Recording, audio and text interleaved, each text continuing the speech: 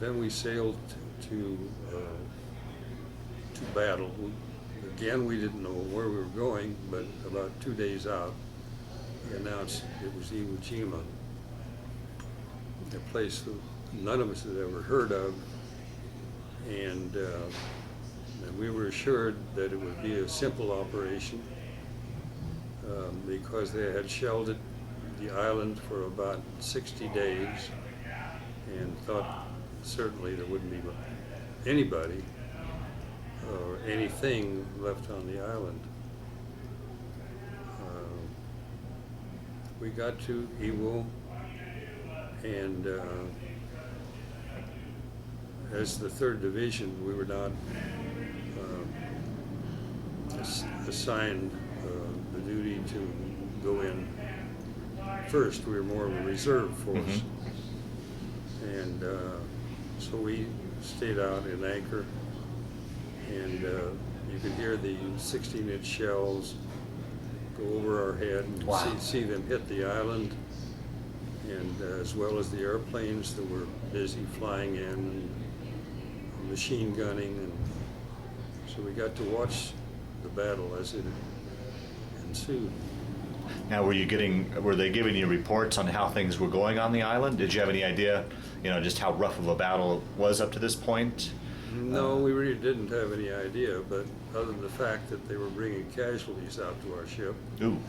We weren't a hospital ship, but they needed so much help that they brought them out, and there were such badly wounded warriors. They did amputations and whatever the case required. So finally we went in, and it was a little tough even to get in because we had to transfer to a LST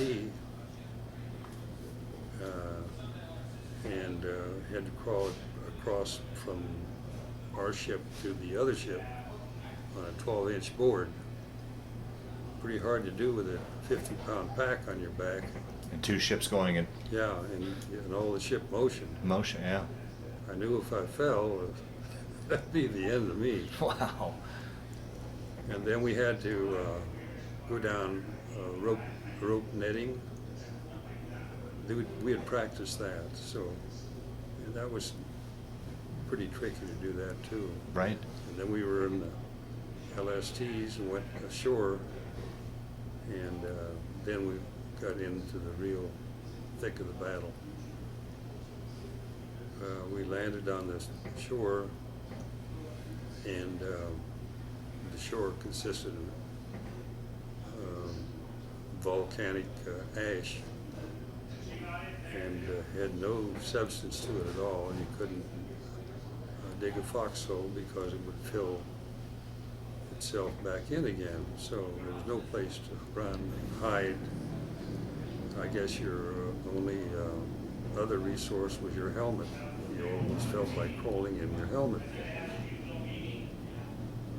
I did not go up Suribachi, but we were right next to it, and I wasn't aware of the flag raising. But we heard about it, and the celebration when the flag did get raised. Now, we had talked off camera a little bit about your battle, and you had talked about how you were digging a foxhole and it would fill back in, and at one point you were digging. Can you tell that story about kind of a sad story, I think, as you were digging that one foxhole? Can you tell that story about that? Yeah. You must be referring to the hand that I dug yeah. up. That was a shocker. And I dug up I didn't know what was there, but I dug up a hand. I didn't know whether it was Japanese or American. But I didn't spend much time in that area. So it was just practically hopeless to try to dig. What, if you can, I don't know how, it's probably hard to describe, and if you could describe to someone like myself or others that will watch this that have never been anywhere near something remote as in the thick of battle. What was it like, when the doors opened and you got on the beach and there's chaos and you've dug up this hand? I mean, you were literally thrown into sheer hell. I mean, what's going through a person's mind then? I mean, do you remember what you were thinking, or what thoughts you had as you were thrown into this situation? I guess I would liken it to living in a dream, more of a nightmare. And it was so surreal. And there was no night. They kept flares bursting in the air continuously. Not the best light, but it was almost like daylight. And it was difficult to distinguish between the Japanese and the Marines. Their uniforms were kind of like the same color. And I recall seeing who I thought was a Japanese pinned in a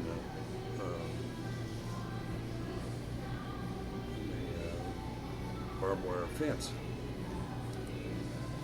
I passed it several times, and finally I stopped to investigate and discovered it was a Marine, which I reported to our company commander. And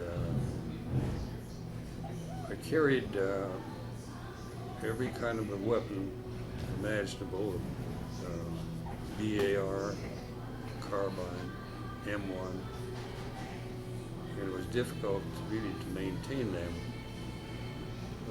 in that situation.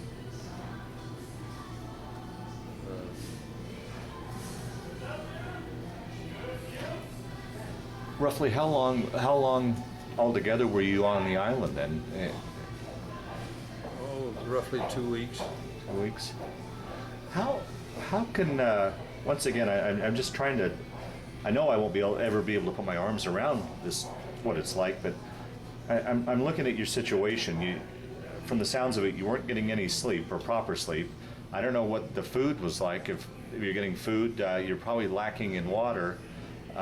You're out in the elements. I mean, any one of these, I think, situations alone would be enough to wear a man down. But on top of that, you had the umbrella of the stress of war. How do you think you functioned? How did you manage to just physically and emotionally or mentally function during this time period? What kept you going, do you think? I'd like to have the answer to that one. As I said, it was just so surreal that you almost, I guess it was faith that kept you going. Yeah. I came from a real Christian family, and I know my mother had given me a Bible with a little steel plate on it. Oh, wow. Which I wore over my heart. And I think that I got some comfort from that. And it was really a difficult time. And the casualties, seeing all the fatalities, and they were loading them on a pickup or a dump truck to haul them for burial. And they stacked like cordwood. And so after a while, there were so many casualties, they needed stretcher bearers. And so I was assigned to be a stretcher bearer. I worked in 4-man teams, and we would go up to the front at their call and pick up the casualties. Now that must have been a very dangerous position. I mean, because you were probably more exposed than you normally would be, I would think, otherwise, to enemy fire. Yes, we carried only carbines, small bore rifle. And I know the Japanese, there are rules of war that you did not, fire at stretcher bearers or caregivers. But apparently they didn't pay any attention to that rule. So, but what could you do? You just walked and tried to do the best job you could, and hoped that you got back to the medics to deliver the casualties. And some of the guys, it was so sad that maybe they had their heads half blown off, but yet they were still alive and still, and they clamored to have somebody to comfort them, to touch them. And it was really tough on us to take guys out like that. Oh, sure. Realizing it could be us that, were it not for, I don't know, I guess faith, be in their position. So I don't know how many people we carried out, but there were a lot of them. Finally, the war came to an end.